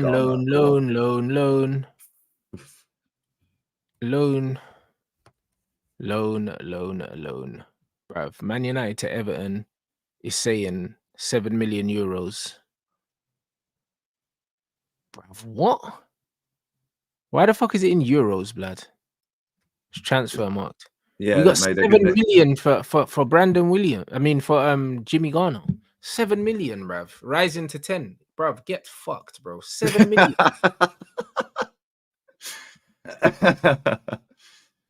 7 million, bruv. It's disgusting, isn't it? Bro, mate, Man City sold Trafford, their goalkeeper, from the academy to Burnley for 18 million. Who's Trafford? Like, who even is he, bro? I have no idea, bro. To put that into context, we sold Aaron Ramsdale for the same price. And that was the keeper that had us 8 points clear. Yeah, we're done, bro. This is what I'm trying to say. Taps, isn't it? We're done, bro. This is what I'm trying to say. I'm glad that Man United are sorted now. I'm not going to see that shit happen again. But, bro, that's just to put into perspective, yeah, about how other clubs are run and what other clubs are doing and what we're doing, Lee. It's nasty, bro. Yeah. But this is the thing, yeah, like, with us, we're going to continue to do that. You might actually sort yourselves out. We ain't. Yeah, I think we're good now. We ain't. We ain't sorting out anything. Yeah. We ain't sorting out anything. We've just given him another year. Another 3 years, sorry. Another 3 years. Bro, we're not winning anything in them 3 years. Yeah. To them, that'd be what? 8 years? Yeah, by the end of this season, he'll be on 5 full years without a trophy. Plus, he'll then have 2 years left, so that'd be 7. Plus the option of a third year. So that'd be 8. If he gets that clause added in for the extra year, yeah, I think that I'd put him up to 8 years. 8 years, bro. But man is saying, oh, but Pep here. But you got to understand now, Liverpool have slot. Do you know what I'm saying? United will get a new manager at some point, bro. And we're recruiting to get back into this top 4 thing properly, bro. Like, Arteta's job is just going to become increasingly more difficult, yeah, the more time goes on. The best chance he had to win the league has passed. 2 years. Yeah, I totally agree with that. Totally agree with that. And it's so jarring because between the club and the manager, they didn't do enough. They didn't do enough, bro. How are we near the top of the table last year in January and we didn't sign anyone? They're peddling out this PSR crap to us. Yeah, and they were peddling that out from December onwards. Yeah, PSR. Nobody knew what PSR was before last December, sorry. Nobody was talking about PSR, bro. Yeah, and then they peddled that out, and then all the clubs didn't bother doing anything in January. That's like, what we're doing it. Like, it's annoying because we should have won back-to-back titles, which is saying Wenger never did. Yeah, and I would have gone, yo, this guy is the truth. He's done back-to-back. Yeah, he's done back-to-back. Even Wenger couldn't do that. And it was that close, bro. We were so close 2 seasons in a row. Yeah, and the club let him down, and he let himself down, and all the fans down. Yeah, his substitutions, his decision to play 29 in midfield for 18 games straight. Crazy. Yeah, it cost us. And then when we go and play Aston Villa last season at home, he goes, I know, I'll put him back in midfield. What are we doing? That's where you free the title away. Bringing on Jorginho off the bench because he's calming presence in midfield at 1-0 down when we needed a goal. He only passed the ball straight to Tillemans, who dinked it straight over the top of our defender. Yeah, and Ollie Watkins, it was Smith Rowe actually last man. I don't know why he was last man. Yeah, and then Ollie Watkins dinks the keeper 2-0. Them 2 Chelsea scrubs that he signed, yeah, cost us the title. And it did. They cost us the title, bro. If I'm 29, I'm saying to him, yo, I'm playing up front, otherwise I ain't playing. But he's just happy to be there. He's taking 280 a week. Yeah, some madness, bro. Listen, he's living life though. Do you know what I'm saying? And bro, your whole season this season now rests upon Havertz because you didn't bring in another striker. Now imagine he gets injured. We're dusted, mate. I swear, if one of our 2 centre-backs goes down for any length of time, we're fucked, mate. We are finished. Yeah, because the drop-off from them 2 centre-backs, and they've been very good pair of them, yeah, as a pair. Individually, at times, they're sus. Yeah, but as a pair, they are very, very good, yeah? Right, but, bro, if we get either one of them injured, what we put in? Calafiori in there? But we put Benny Blanco back in there, Benjamin Tam. Like, you're gonna have Tommy Asu in there. You're gonna have to, bro. I'll be honest. I think this season's gonna be a movie for you lot personally. Do you know what I mean? I don't worry, man. I'm stocking up on popcorn tomorrow or Sunday. Sunday I'm going to get some popcorn. I'm going to stock up for the whole season. I can't lie. Basuma and Sa are about to have a field day. I think Basuma's injured. Oh man, you're lucky he's injured. Well, he's a doubt. Ange said he was a doubt apparently. But, Van der Ven's back, and who was the other one? Van der Ven. There was somebody else. Oh, Solanke. Solanke's available. Oh shit! Yeah, that's not what you wanted to hear, bro. I'll be honest. That's not what you wanted. To be fair, I don't really care what. No, but Solanke, it would be just like Solanke to open his account against Arsenal because it just... he ain't scored yet, has he? Yeah, because it just makes... It just makes sense, bro. You know, when you're a new striker, yeah, there's certain games, in it. Like, when you play in your first North London derby, this is how... You get the fans straight on side. Yeah, that's it. Straight away. Straight away, you get your fans on side. These are the games you want to play, mate. Do you know what I mean? If I was playing for Tottenham, that's the first game I'm looking for, bro. Especially if I just signed for Spurs. First fucking game I'm looking for is when is this North London derby? Because I know if I score, yeah, the winner in that game, I can take the rest of the season off. You know them ones, like I know I can, bro. Like, man, they're off your back after that. Do you know what I'm saying? So, yeah, man, I think Solanke's definitely bagging in that game. I hope not.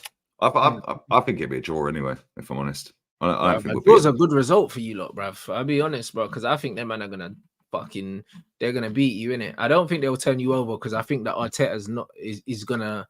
I'll not say part of the bus, but he's not gonna be all out. Yeah, he'll do the pragmatic thing in it. Do you know what I'm saying? So he'll make you look difficult to break down. I don't think he'll set up the way he normally sets up because I think you lot get bent over if that happens. I'll be honest. So.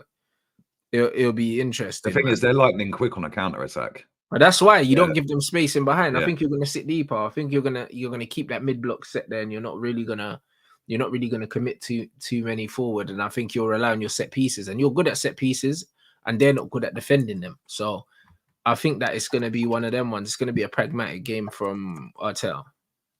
Yeah, I think so. Yeah, I think so as well. Because like they got Van der Ven back, and he's fucking rapid, bro.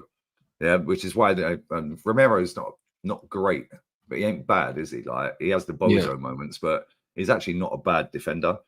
Yeah, and them two together look pretty decent. I can't lie. So I don't know, man. Like, everyone bangs on about their high line. We have the highest high line in the Prem. Yeah, we ain't gonna have that high line against them lot. No, that's because you keep the ball. You keep the ball better than them in certain areas. You play less vertical than them. Do you know what I'm saying? Yeah. They're more vertical. We're more horizontal. We're just go side to side, U-shaped football. But that's it. So I think but this is where our passing's got to be elite. Yeah, that line's if our passing's not elite, their counter's gone. Yeah, they'll have Son. They'll have Brennan Johnson. He's quick, although he's shit. Yeah, Fernand's probably available. They've got Solanke. He's pretty quick. Yeah, they've got who's that lad they just signed from Burnley? The winger from Burnley. He's rapid. What's his name, man? Can't remember. Is that Berg value? No. He's not from Burnley, is he? No, they signed a winger from Burnley. Can't remember his name. I don't know. Odegaard. Yeah, that's him. Yeah, he's quick. So they can play any of them. Yeah, and then Madders will be playing. Yeah, so like you don't want to give him any time. Nah, bro, they're all right, bro. I'll be honest, they're decent, bro. I still think there's a chance we can beat them, but without Odegaard, there's always a chance because it's Tottenham. Do you know what I'm saying? But without Odegaard and without Rice, I don't rate this team as highly as most Arsenal fans, bro. Nah, without Rice and Odegaard, you ain't meant to beat Spurs. I'll be honest. I think Spurs are meant to do you lot, bro. Without two of your starting three midfielders, like the meltdown in this fan base would be glorious, mate. You might need to hold corn, bro. I'll be honest. You need to hold corn, bro. I'm trying to see Tottenham dismantle you lot. Like, honestly, like I'm trying to see that because I think that the one thing about Arsenal fans, and Arsenal Football Club is that when the fans have a meltdown, it definitely reverberates through the club, innit? Like it does. Like the players get rattled when the fans get rattled, innit? They're the most sensitive club. Like once the fans start getting rattled, the players get rattled. It's almost like a domino effect. It's like when Arsenal fans are having meltdowns, the players start wobbling too. Yeah, they do, bro. It's like them man are just sitting on the couch watching the match reactions together. That's what it feels like. They probably are. They probably are. Fully feels like that. Do you know what I'm saying? So Wait, I remember back in the day, yeah, I think we played Chelsea, and Afsal used to go on AFTV. Big up Afsal, yeah, right. And Oxlade-Chamberlain liked his fan cam, right? So basically, AFTV put the link for Afsal's fan cam out on Twitter, right?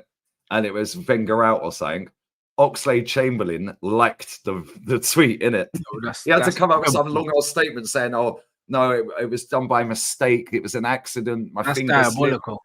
Slipped." That's diabolical. Yeah, it's bad. So we know they're watching, bro.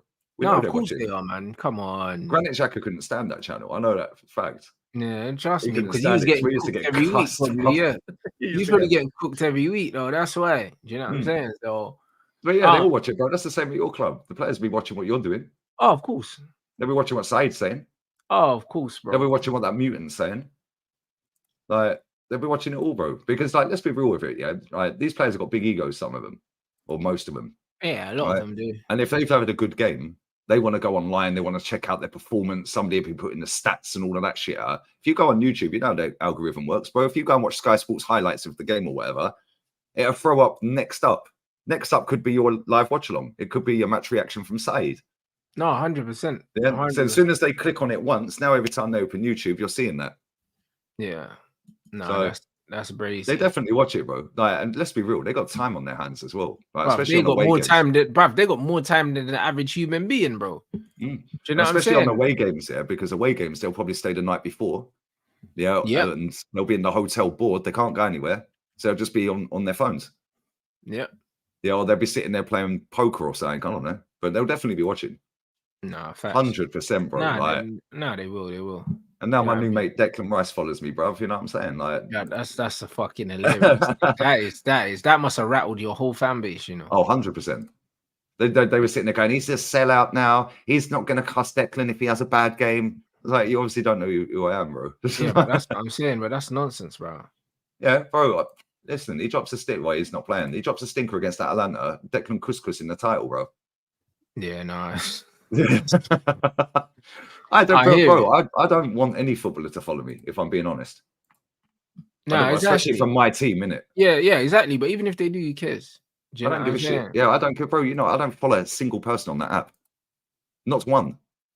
And I didn't even know he followed me because I don't check it like that. I ain't interested, bro. I don't really care. Yeah, at the end of the day, I've seen players better than him at my club. Yeah, facts. Yeah, No, so if they play shit, they play shit. It doesn't matter. Listen, everyone knows I like Martinelli. He's been shit for 18 months, bro. Yeah, and I've been saying I hear that. But that was the same with Troops and Aubameyang, bro. It's like, it's what it is, bro. If man plays shit, man have to still... Yeah, but I think some players probably do like that kind of thing, innit? Because they get sucked off all the time. No, but it depends, though. Do you know what I'm saying? It depends, though. Like, certain players, if players are actually good and they've got high standards for themselves, they'll know they've played shit. So someone saying they've played shit is not going to hurt them. The problem is you got a lot of these deluded players that they only got people around them that suck them off, bro. So they like, bro, they have no accountability. Like they can't fathom that they don't play well every week, innit? A lot of these men think that they play well, and this is what it is. Oh, we know Garnacho is one of them. Oh, bro, I wouldn't be surprised. Listen, I wouldn't be surprised if that guy has got me blocked on everything. You know that? no, bro, I'll be real because you know what it is, yeah. Is he blocked on? I don't know. Do you know what I mean? I don't follow him, but what I'm saying is, like, it's one of them ones where, like, I never know when people have blocked me until someone will send me a link and say, same. And then I can't see it. Bare people that I don't even know be blocking me. That's how I know, that, bro, like, bro, it's one of them ones. I'm inevitable, bro. Like, same. You know what I mean? Same with me, bro. I get tagged in stuff. When it comes up with this user with like holds it. Brother, when you're blocking people, that you don't even know, nah, that's crazy. That means them man are in your spirit. You know them, man. That's mad, isn't it? Because, bro, I could never block someone, that I've not interacted with. Because if I just see something I don't like, I can just mute it. Yeah. But to actually block someone, that you don't know is crazy. Bro, Zinchenko blocked me on Insta. Yeah. Oh, after for real? see, I didn't know this, right? Until about maybe a month after the Piers Morgan interview he did, where he's nearly he was crying and all of that, So I did a reaction video to it because that was filmed at London Colney. I was like, why are they doing the political thing in the Colney Stadium, like Colney training ground? I went mad, Well, so somebody said, "Oh, you should go and follow him on Insta." Yeah, it's about a month later, right? So I went to look for his name, bro, blocked, and I've never commented on any of his posts, never followed him, nothing. So I know he watched that video and cried. Yeah, and then went to Insta and blocked me. Ian Wright's blocked me on. Well, he blocked me on Twitter on my old account. He's blocked me on Insta. Yeah, he hates me, bro. I swear down. Oh, yeah, Alex Scott as well. She's blocked me on Insta. Oh, bro, Lee's just rattling all your I called her bullshit out for the Qatar World Cup because she was giving it all this, the human rights and all of this and that. Yeah, while she was sat in Qatar in the studio. Yeah. So I went onto her Instagram page, scrolled down about 4 posts, and she was sat on a beach in Dubai earlier in the month or whatever. Yeah. So I screenshotted it, tagged her on the story. I said, "Oh, you didn't care about human rights when you went to Dubai and sat on the beach." Blocked, and she was in the studio when she blocked me. She was live on TV when she she was in there. 100%, I was like, these people are rattled, bro. Why are you so rattled? Nah, but bro, listen. We just hurt feelings left, right, and centre runs. Like we say, I know, but I'm not out here atting these people though. Do you know what I mean? You're a madman. You're a madman. Yeah, I only atted her. I never spoke or had any interaction with Zinchenko ever. Oh no, he only blocked me. I was like, what's that all about? I hear it. Hey, you lot get these lights up, man. We got 2.3 in here. We ain't got 1,000 lights yet. You man are taking a piss. Do you know what I mean? Lee, send me the link for your watch along so I can redirect. Yeah, nice one, man. Because I can't find it, bruv. Do you know what I'm saying? Yeah, bro, I hurt feelings, but bro, the truth hurts. That's what they say. Do you know what I mean? Like, look at this from Casano. I've been telling you, man, that Leao's a scrub. Remember, you lot were trying to get me to buy Leao's stocks and that. He's an absolute bum. Do you know what I'm saying?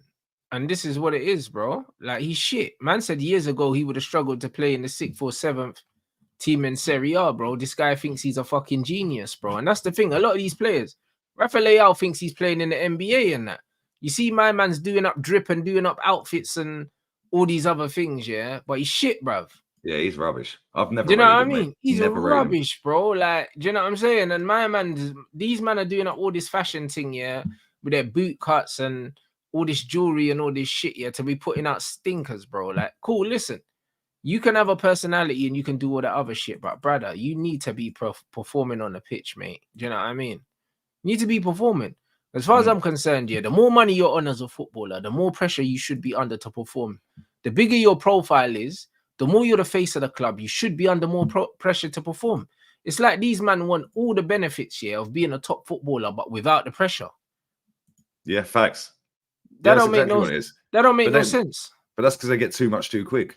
Yeah, if you think, yeah, a 24, 25-year-old footballer, yeah, has been told from the age of about 15, yes. Nobody tells them no, bro. Nobody criticizes them. Yeah, and then when they make it to their first proper contract, they're minted. Yeah, and then they walk around with a big chip on their shoulder. Then when they get their next big contract, it's massive though. Yeah, bro, Garnacho's on 50 grand a week. He's not even worth 50 quid a week. Yeah, but the next contract's gonna be. That's gonna be a 150 or 200. Yeah, it's gonna be in the hundreds. You know them ones there. Man's not that level. So this is what you got. But the thing is, this is the era we live in right now, where the money that they're on doesn't match the ability that these guys have. So because of that, how can you ground a lot of these guys? You can't ground a player. You can't tell them shit. So if they're getting paid 50 grand a week and they're that crap, yeah, and they know they're going to get 3 times their money in a year or two. Yeah, but Lee, what? They walk around like thinking their shit don't stink all day. Yeah, you ain't telling them nothing. There's nothing that you can tell them, bro. It's just like, bruv, you see Speed running around barking at women, yeah, and he's a multi-millionaire. I mean, you can't tell him that he's not good, bruv, because it doesn't matter. Do you get what I'm saying? Compute in his head. Yeah. When he looks at his banking up, he goes, "Yeah, I am, mate." I'll be like, bruv, you're a fucking idiot, bruv. You're running around barking at people, yeah, and making a fool of yourself. He'd be like, bruv, I'm a millionaire. Like, what are you telling me? Like, it doesn't make no sense. Like, you can't talk to people once they get to a certain level, and they're gonna make what they're gonna make anyway. Your opinion doesn't really matter. Facts. It doesn't really matter. Like, they don't live in the same reality as you. Their reality is they're the best thing in the world, bro, because that's what their bank account's saying.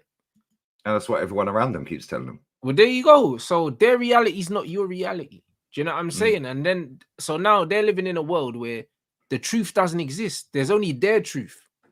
And my truth is, I'm a multi-fucking millionaire and I'm barking at girls and doing stupidness, and I'm Just getting running paid a lot around of money chatting for it. shit. That's what he does. Just Yeah. runs So around his chatting reality crap. is that he's the best, because that's his reality. Do you get what I'm saying? Because that's what life is. That's what life is showing him at the moment. Do you know what I'm saying? So you can't really sit down with a professional footballer that's not good, that makes a lot of money, gets sucked off by the club, gets sucked off on Twitter. Do you know what I'm saying? Gets sucked off on Sky Sports. You can't sit down with this brother and say, brother, you're rubbish. He's brother, his life's not showing him his shit. Life is showing him he's good. Life is life, and yeah. So even if he is shit, do you know what I mean? It's like, bro, that's not what life is showing him. His reality is not that he's shit. Yeah. And then he gets on Sky Sports, then he gets to every football club on the planet, sucking him off every day. Yeah, flying around the world, going seeing Albanian Prime Minister and all of that, sitting in his office. Bro. It's like, what are we doing here, bro? Like, because you bark at women. Bruv, his life is showing him that he's the man, bro. It doesn't matter what anyone else says. Do you get what I'm saying? That's his truth, blood. And this is why there's no objective truth anymore in life, bro. Because if you're getting rewarded for doing some bullshit, then in your head, you're doing the right thing. Yeah. Do you know what I'm saying? Because you're getting rewarded for it. So I'm doing this bullshit. I'm getting rewarded. I'm the guy. Do you know what I'm saying? You can't tell me I'm not the guy. And this is what it is, bro. Man are living in parallel universes right now. There's no such thing as objective truth anymore. The truth is that true? Is that true? R9 let him hold his Ballon d'Or. Yeah, you had him in his house. Fuck off, man. You had him in his house. He met house. He met one of my goats before me, blood. Do you know what I'm saying? The man was in his house holding his Ballon d'Or. R9's house. Nah, that's crazy. I see the clip where he was trying to do some skill against Zlatan. He just barged him straight out of the way. Zlatan don't rate him, mate. Yeah, he just went move. That's what I'm saying. I see him chilling with Kevin Durant, whatever. You can't tell this guy nothing, because in his world, he is the guy. Do you get it? He's met CR7, Zlatan, R9, and Neymar. That's a joke. That is actually wild. Well, there you go. So you can't tell these man nothing, bro. See, there you go. R9's son loves him. You see? And this is what it is. It's the kids, and he's got millions and millions of followers, and his subs and that. He's probably got about 25, 30 million. They're all kids. This is the point. It doesn't matter. His reality is different. In his reality, he's a superstar. In his reality. In my reality, I'm just seeing a weird brother that barks at women. That's all I'm saying. That's my reality. Do you know what I'm saying? His reality is he's a rock star, bro. And this is why, like, this is it, bro. Like, life is life, bro. Do you know what I mean? You can't tell them man that. So as much as man can sit down and say Rashford's dead baller and that, he's looking at his bank account, he's looking at his McLaren outside. Yeah, his Bentley. Yeah, you know what I'm saying? He's looking at all these things and he's like, yeah, cool. Whatever, that can't be true, blood, because look what life gave me. Do you get what I'm saying? When my mum was paying for me to get on 4 buses to go to training, you can ask her if you want. but this is the point, Lee. Like, bro, this is the point, bro. Like, when life's telling these men something different, and then everyone around them is sucking them off, yeah. Like, that's their reality. The reality is what they wake up and they see every day, bro. And that's their truth. It might not be the truth, but it's their truth. You get me? So, I don't know, bruv. The game is the game. You lot, let's get these lights up, man. 8:34. We need 1,000 lights, people. We're gonna redirect to Lee's watch along. Ivan Toney starting as well, so I'm gonna tune into that. Yeah, man. You know what I'm saying? Ivan Toney FC, Mahrez as well. I think Mahrez is starting. I think the front three are all starting. Firmino, it's gonna be good. And it's against Ronaldo as well, so hopefully we'll see some tears. Yeah, 100%. Yeah, hopefully we'll see them tears tonight, mate. I want to see Ivan Toney hat-trick. That would be good. Yeah, Ronaldo starts, Talisca, Mane starts, Brozovic. Talisca? Fuck, man. I ain't seen Talisca ball in a minute. I said I rented his girlfriend in Japan in real life stream. This brother. Bro, listen, he's living his life, bro. Yeah, Octavio's playing. Yeah, Toney, Firmino, Mahrez, Frank Kessie. Yeah, man. Right, there's some ballers there. Say no more. Darren Miles at centre back, Mendy in goal, the ex-Chelsea keeper. Yeah. Oh, that's a solid roster there. Oh, Viega's on the bench. That's jarring. He's a good player, he is. Damn. Yeah, man. Well, yeah, I I'll can't be pronounce keeping the an eye names on of it. the other guys on the bench, but I can Fair pronounce enough. this. Ivan Toney's got number 99. What's that all Yeah, about? yeah, because you wanted the 9, bro. It had to be done, bro. Like R9 done that as well, I think. At AC Milan. That probably represents how many thousands of pounds he's earning every hour. He's got bread, man. All my days. Hey, fair play to him, mate. Yeah, my mate went to school with him, innit? They're still pals now. Yeah, fucking money, to bro. go from non-league to 400 grand a week. Fair Mm. play to that guy, man. Fair play to him.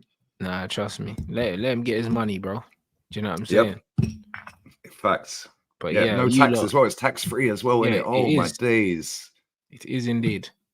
Did you see that clip here quickly before we wrap up? You see that clip Yeah. where he invited all of his mates and like Yeah, I seen it. Yeah, and he was like, "Yo, flights are on me anytime you want to come out. It's like just because I'm going out there, I don't want to like not be in contact. You can come out, blah blah." Yeah, I was of like, course. That's sound. Yeah, that's proper sick to see that guy with school friends. Yeah, it's sick, bro. Man's building have his little community and that. Yeah, of course. It's that, because there's a lot of players that just bin their family in that, innit? Like, yeah, there's a lot, bro. But he's gonna need that support system going out there because it's gonna be a culture shock for him anyway. You know what I mean? 100%. Oh yeah, 100%. So nah, man, I'm happy for him, bro. So yeah, I'm gonna watch that as well. You lot, make sure you smash the likes. Let's get us up to 1,000, man. 860. Over 2,000 in here. We're gonna redirect to Lee. And yeah, obviously we're back tomorrow, 12 o'clock, early doors. Oh shit, yeah, you got a game tomorrow. Yeah, for the Man United game, people. Do you know what I mean? So yeah. Good luck. Yeah, bruv. We'll see what happens, man. Big up you lot.